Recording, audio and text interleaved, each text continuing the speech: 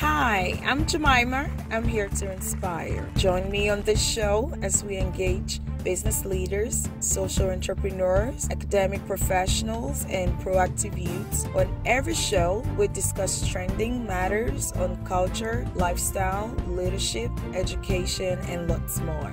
The Jemima Show every Friday on Delaware TV, Channel 28. I look forward to meeting you. Hi, welcome to the Jemima Show.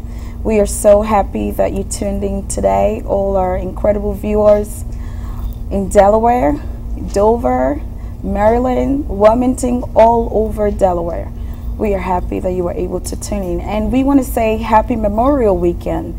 It's an incredible weekend that we remember all the Americans that put their life in the line to give us the peace that we enjoy today. All the military people that sacrifice their happiness, their time. We celebrate all of you. We celebrate you and we say thank you. And we know those that has actually fallen. We remember you today, this weekend. We cherish you.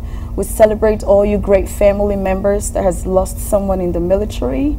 In all the words, we want you to know that you are the real MVP. And because of you, because of your father, because of your brother, because of your auntie, your uncle, your mom, because of that family member, we are happy and we are relaxed in America today. And this show today is dedicated to your family, and we want to just talk about all that has to do with you and that will help you get better and move on. So welcome to the show again. And on tonight's edition, we are super excited because we have someone, you know, very professional, someone that has sacrificed so much, has putting so much in, you know, engineering, especially chemical engineering. He's actually one of Delaware's finest chemical engineer. And also he's a scientist, and he has moved from different walks of life and has traveled far and broad. And tonight on the show, I present to you Professor Douglas Buttrey. Welcome to the show. Thank you very much.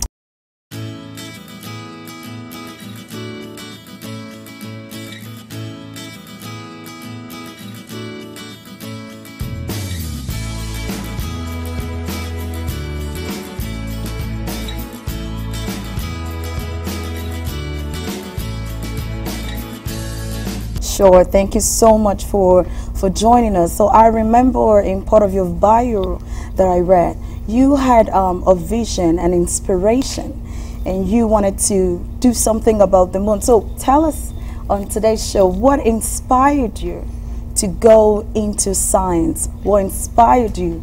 My parents won a telescope in a raffle when I was about 6 years old. And so I was very excited about that, but my parents knew very little about the sciences.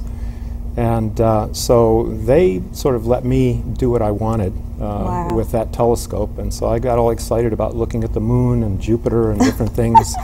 And so by the time I was about 8 years old, President Kennedy made a proclamation on television that we would put a man on the moon by the end of that decade.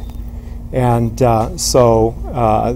that was what really got me excited. I thought, I want to be a part of this mission to put a person on the moon. And so at age 8, I was pretty well aware that I had a lot of studying to do if I was going to be a part of that. And so I looked at my math classes and science classes and realized that I really needed to be good at that if I was going to succeed and become a part of what Kennedy was trying to get us to do. So awesome. That's where the initial inspiration came from. That's awesome. That's incredible. I know there are a lot of young people watching tonight, and some of the people are actually in high school. Some of our young people are in high school, and they're contemplating going on, you know, for some of you young people that are wondering if you should do chemical engineering or science. how do you advise them to find their passion? Because I realized that you eventually found your passion after, according to your bio, after a whole lot that you tried all kinds of things. How do you advise the young people to just go straight for their passion? I think it's difficult for a young person to be sure of what their passion is in most cases. And it becomes very important to have mentors, people that can help guide you when you're young and show you different possibilities for what you can do with your life. And so I think that it's important to look around. Those mentors can be in different places.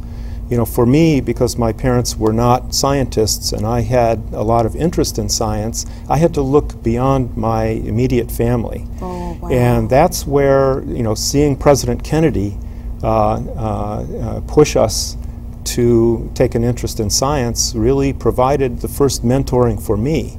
And so for other young people, it may be a parent, it may be an uncle, it may be a neighbor, but they should talk to people and find out what they do in their jobs, and also pay attention to what needs to be done in the world going forward.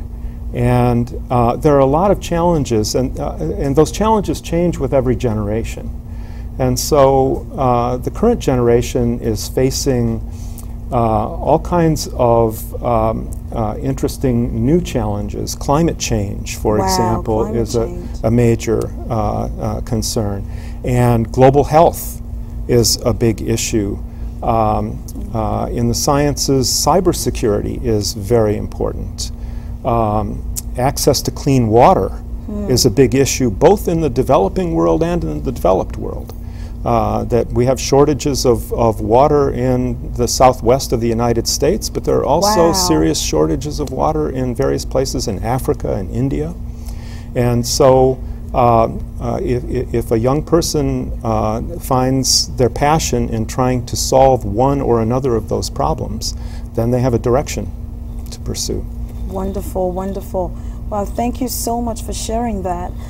For some of our viewers at home, Professor Doug Buttrey has relations to Africa.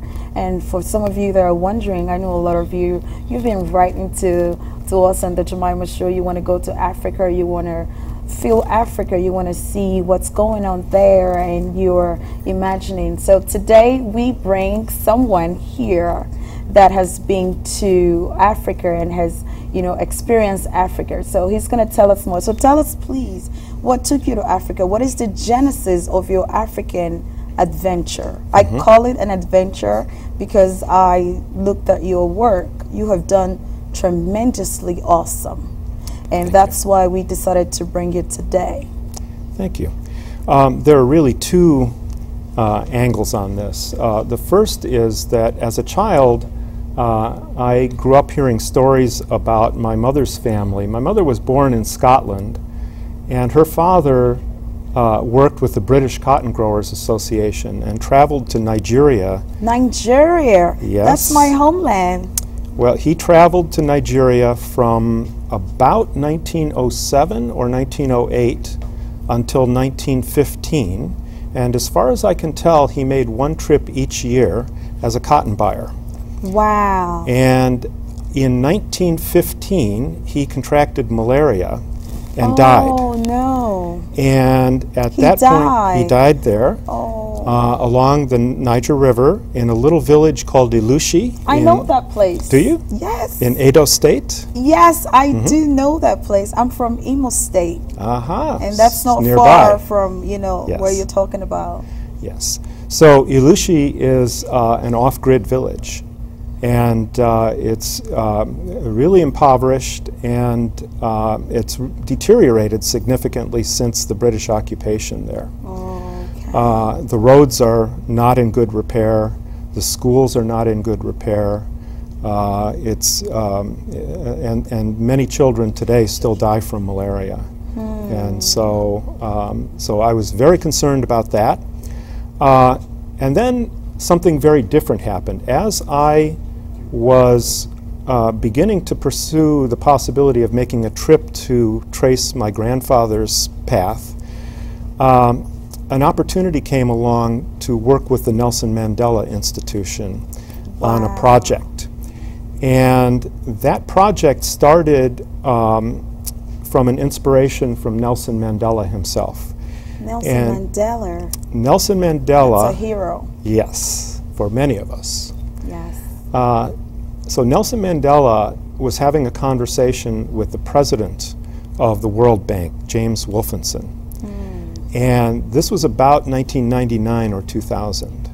And he made the observation to the president of the World Bank that India had made tremendous progress in development because of the establishment of 5 institutes of technology. Wow. And those 5 institutes were started with the first one in Bombay with help from the former Soviet Union. Now, in 1958, we were at the height of the Cold War, and the U.S. was not happy about that. Oh, okay. So they decided to set up another institute in Kanpur, and that was assisted by Harvard and many other top U.S. institutions. Awesome. And so then they built 3 more. And the development from 1958 to the present is the development from 58 to the present is astonishing. There are about 400 million people in the middle class of India. Wow. So Mandela's observation was that India has of order 1 billion people, and sub-Saharan Africa also has a population approaching 1 billion. So the idea was to build 5 institutes for sub-Saharan Africa. So I became involved in that. Incredible. We are so happy to have Professor Doug Buttrey on the show tonight, and he's here to tell us more about his African adventure and all the institutes. So he talked about 5 institutions that are measuring on science in Africa. So please stay tuned. We'll take a quick commercial. We will hear what our sponsors have to tell us. And once we get back, we will tell you where these institutions are. And for some of you listening from Africa, our viewers in Africa, we would like you to tune back in and listen to the locations of these institutions and how they can benefit you, as well as scholarships available. We'll be right back. Stay tuned.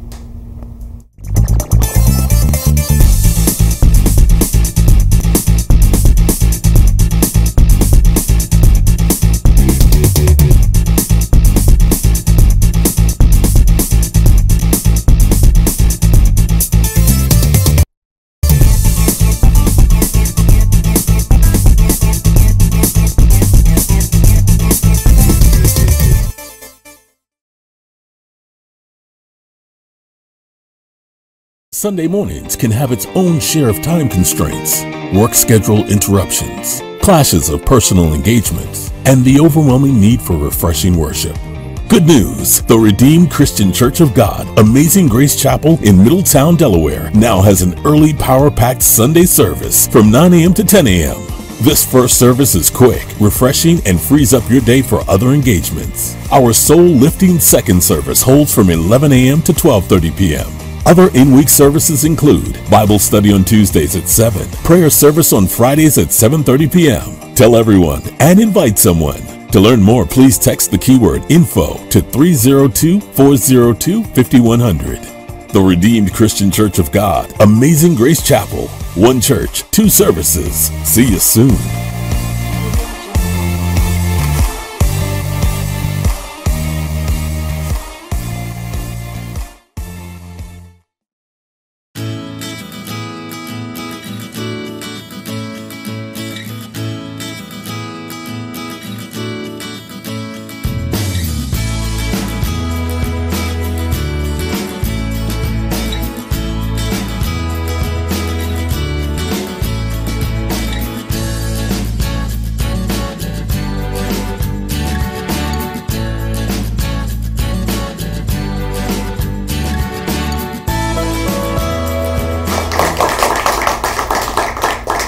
Welcome back to the Jemima Show. We are so happy that you stayed tuned with us. And on tonight's show, we have a wonderful, incredible chemical engineer, Professor Douglas Buttrey. And he's been telling us a lot about his African adventure in terms of education and science. He has, been able to establish through the help of the World Bank and a lot of African great heroes and heroines. He has established a couple of institutions that might benefit your interest, if you want to do collaborations. And he's here. Welcome back again, Professor. Thank you. Tell us more about you talked about Mandela. He's a great hero in Africa. I'm telling you, he did awesome. I read a lot about him, and some of his quotes give me life. And then you talked about World Bank. So tell us these institutions. How can we find them for our viewers that are in Africa? How can they find these institutions, and for people in America that would like to collaborate with this institution to help this vision go further? So tell us more about it. Okay, the World Bank got the project started when Wolfenson took this project back to Washington, D.C., where the World Bank is based.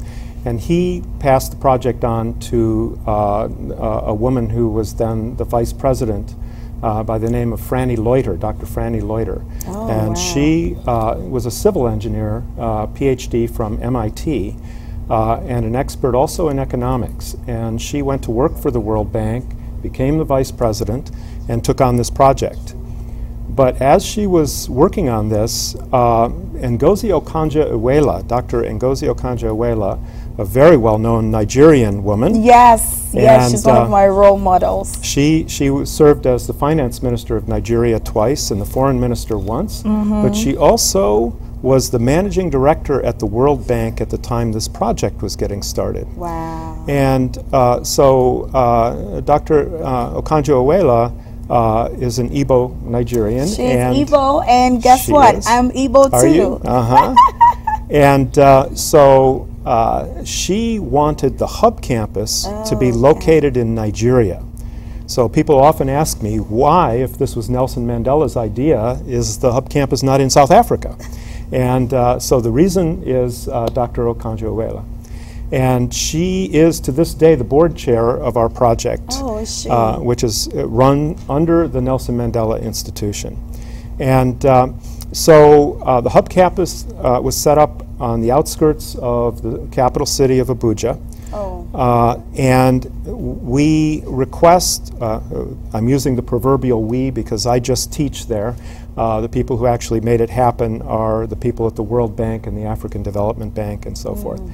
And so what they did was to request 250 hectares of land. That's about 600 acres. That's a lot of land. And it has diplomatic status. So it no longer belongs technically to Nigeria. So it's a Pan-African institute. Oh, Pan-African. So we got this one set up, and I had the privilege of meeting the students as they arrived for the very first class at AUST Abuja, the African University of Science and Technology in Abuja. Oh, so that's the name? That's the hub campus, yes. Can you tell us the name again? It's the African University of Science and Technology, Abuja, AUST. Wonderful. So, so that's the first of the 5 institutes that Nelson Mandela wanted us to build. So then a second one was started as a satellite campus attached to an existing institute called the 2IE, Institute for Water and the Environment in Ouagadougou, Burkina Faso. Oh wow, in Burkina Faso. So, so that institute was set up. And then another one in Arusha, Tanzania. The Tanzanian government gave land between Kilimanjaro and the Serengeti. Oh, the great Kilimanjaro. Yes, so the location couldn't be better. So, so that's another one. And then the 4th campus was to be built in Bamako in Mali. Oh, in Mali. The problem in Mali is that there's been a lot of conflict. the Salafist extremists have really destabilized the country. And so that was to be the African School of Mines. And unfortunately, that project was put on hold. And I'm not sure that it ever will open. We'll have to see. Okay. So then another campus has been started recently in Harare, Zimbabwe. And so the 5th campus would have been Bamako. And right now we don't know where it will be. Oh, okay. So we're waiting for a decision from the Nelson Mandela Institution on where that one should be placed. Wonderful. So I know, according to what you said, we have one in Nigeria, one in Tanzania, and one in Burkina Faso, and then we have the 4th one in Zimbabwe. Zimbabwe. Awesome. So for some of our viewers back home, and you want to go on to, what is your website so they could get more information about the school? The website for AUST is www.aust.ng. Okay, wonderful. Okay, thank you very much. We're going to take a quick commercial, and when we come right back, and we will tell you more about scholarships and other programs that you can enroll in. Thank you.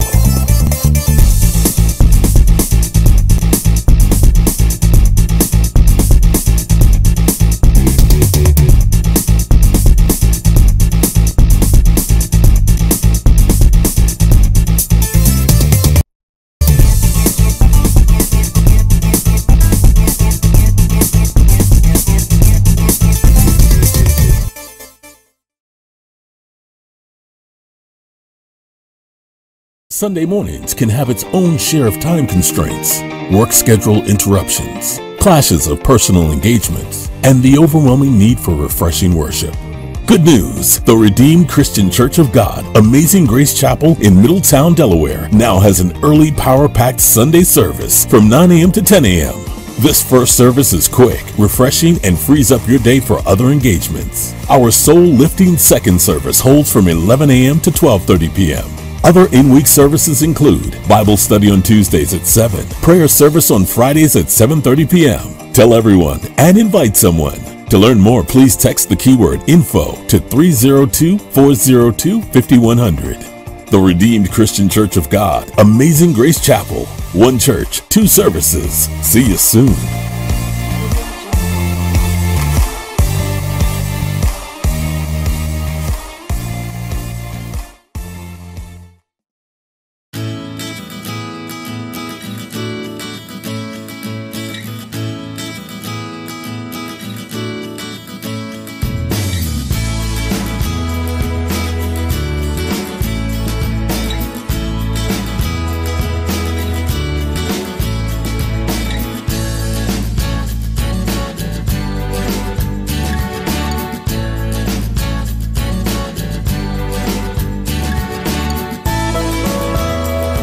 Welcome back to the Jemima Show. On this edition, we are focusing on education, especially science, chemical engineering, and we have on the show Professor Douglas Buttrey, and he's been telling us a lot about his African missions and all the things he's been doing in Africa, his great adventure, and he told us more about institutions. So tell us, these institutions, what kind of programs? Is it bachelor's or doctorate? The AUST was set up to have initially only master's degree students. Okay. And we've added some PhD programs. Awesome.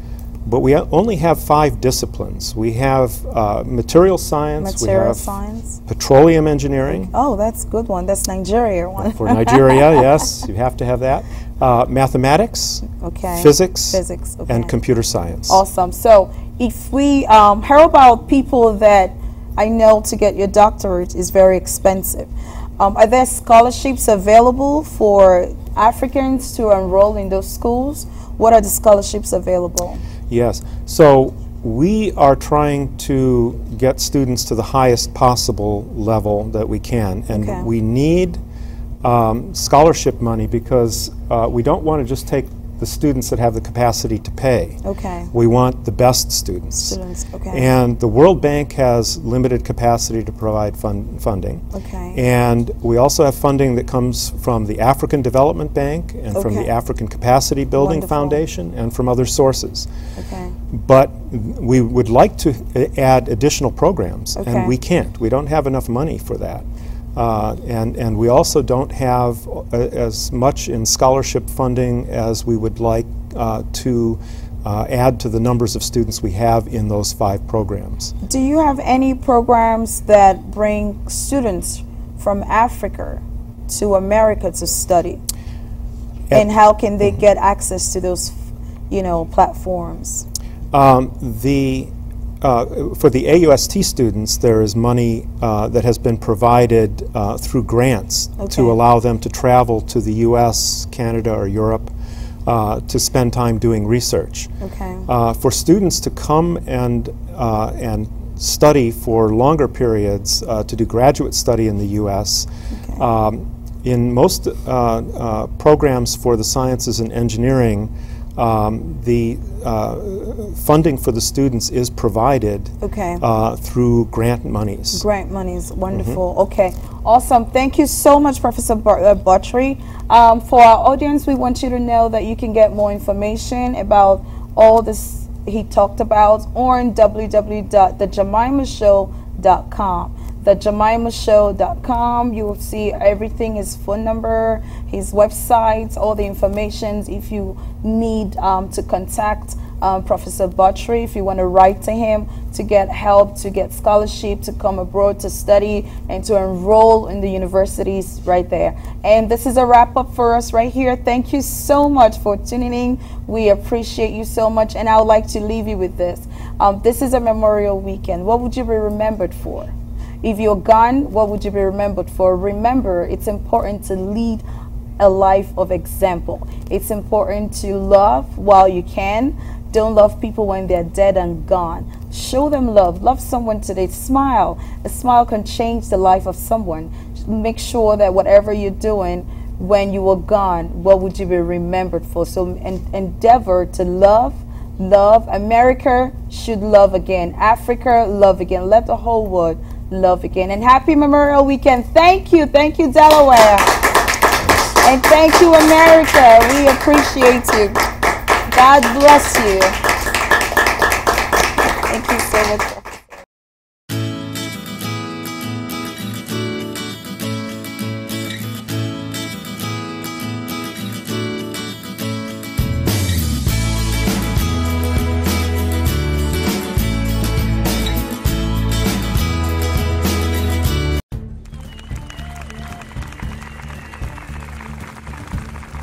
Hi, I'm Jemima. I'm here to inspire. Join me on this show as we engage business leaders, social entrepreneurs, academic professionals, and proactive youths. On every show, we discuss trending matters on culture, lifestyle, leadership, education, and lots more. The Jemima Show every Friday on Delaware TV, Channel 28. I'll look forward to meeting you.